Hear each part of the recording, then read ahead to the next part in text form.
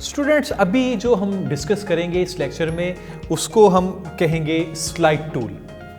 Slide tool, जिस तरह मैंने आपको पहले स्लिप टूल के बारे में बताया था कि ये आपके जो क्लिप की जो ड्यूरेशन है उसको ये मेंटेन रखता है, बट आपका इनपुट का और आउटपुट का फ्रेम ये चेंज कर देता है। जितने आप स्टार्ट से फ्रेम ऐड करेंगे उतने ही एंड से ये माइनस कर देगा। अगर एंड से आप ऐड करेंगे तो ये स्टार्ट से माइनस कर देगा, बट आपके स्पीड की जो ओवरऑल ड्यूरेशन है उसको ये मेंटेन रखेगा। तो अभी जो हमने आज डिस्कस करना है वो है स्लाइड टूल।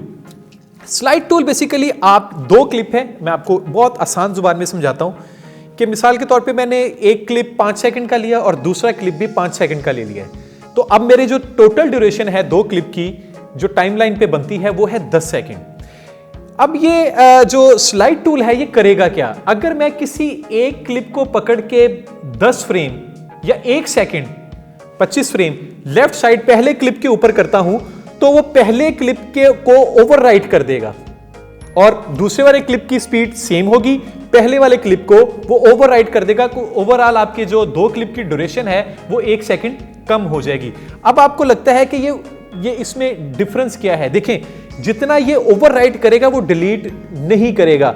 जब आप उसको और थोड़ा खोलेंगे, जितना आप लॉन्ग करेंगे उतना ये पीछे से ऐड भी करता रहेगा फ्रेम। मैं मिसाल के आपको देता हूं, ये हमारी टाइमलाइन पे अगर आप देखें,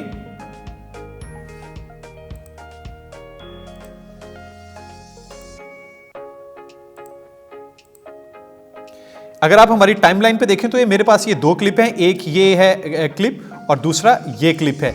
ये ऑलमोस्ट राइट क्लिक करके मैं अगर इनकी ड्यूरेशन देखूं स्पीड और ड्यूरेशन में तो ये आपको तकरीबन 5 सेकंड का ये वाला क्लिप है और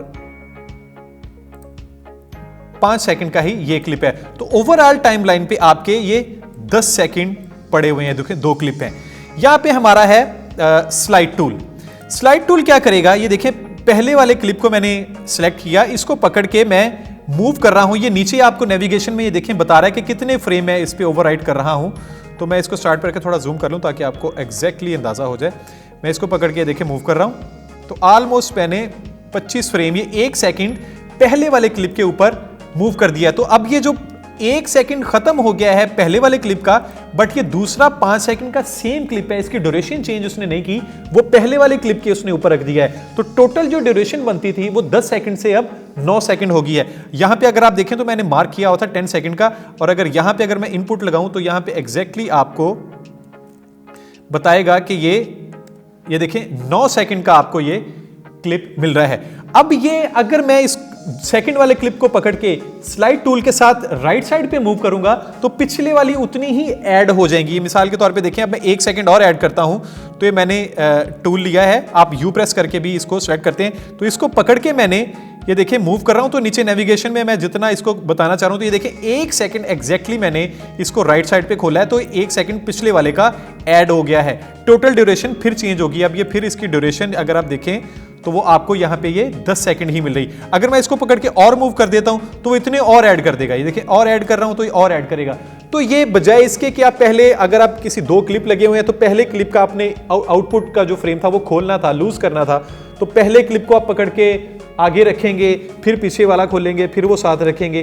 तो ये टूल उसके जो जितने डिफरेंट स्टेप्स हैं उसको स्किप करके आपका टाइम बचाता है। ये देखिए, मैं चाह रहा हूं कि ये जो पहला शॉट है वो ऑलमोस्ट 7 सेकंड का बन गया। ये अगर आप नेविगेशन में देखें, राइट क्लिक करके देखें, बल्कि मैं आपको स्पीड और ड्यूरेशन में जाके एग्जैक्टली बताता हूं। 7 सेकंड 19 फ्रेम का ये पहला क्लिप है। मैं चाहता हूं कि ये वाला 5 सेकंड का हो जाए और ये मुझे इसको पहले या तो मैं इसको इस तरह मूव करके इसको रखूंगा 5 सेकंड का, या फिर मैं इस वाले स्लिप टूल को पकड़ूंगा और इसको पकड़ के इसके एग्जैक्टली ऊपर इस तरह कर दूंगा। तो ये देखिए, मैंने इस पे 2 सेकंड 19 फ्रेम इसके ऊपर ओवरराइट कर दिया पहले क्लिप के ऊपर। तो मेरी जो पहला क्लिप जो 7 सेकंड 19 फ्रेम का था वो 5 सेकंड का रह गया है। देखें, तो अब मुझे वो मेरे स्टेप जो थे, पहले क्लिप दूसरे वाले क्लिप को पकड़ के आगे रखना, फिर पहले वाले क्लिप को खोलना, फिर उसके मुताबिक उसका इनपुट फ्रेम मार्क करना, फिर वो अगले वाले क्लिप को पकड़ के दोबारा ऐड करना। तो ये बहुत सारे स्टेप्स थे जो कि मैंने कम कर दिए। मेरे स्लिप टूल ने इसको स्लाइड टूल ने बहुत कम कर दिया है। तो मैं इसको पकड़ के जब मूव करूंगा तो जितना ऐड होता जाएगा उतने वो फ्रेम माइनस होता जाएगा। जितना मैं खोलता जाऊंगा पिछले वाला क्लिप उतना खुलता जाएगा।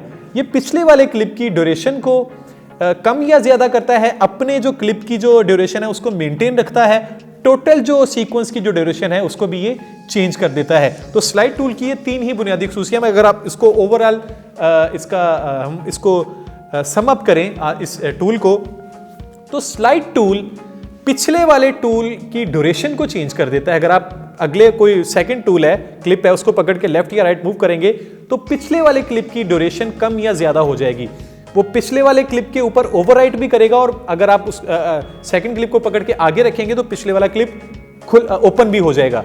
ये पिछले वाले क्लिप की, फर्स्ट क्लिप की जो यानी कि जो प्रीवियस क्लिप होता है जो सिलेक्टेड क्लिप का, उसकी ड्यूरेशन को कम ज्यादा करता है, ओवरऑल सीक्वेंस का ड्यूरेशन चेंज कर देता है। बट जिस क्लिप को आप पकड़ के लेफ्ट या राइट मूव कर रहे होते हैं उसकी स्पीड को, उसकी ड्यूरेशन को, उसके फर्स्ट फ्रेम को, उसके लास्ट फ्रेम को ये मेंटेन रखता है। ये टूल भी आपको बहुत ज्यादा आपकी फास्ट एडिटिंग में हेल्पफुल साबित होता है।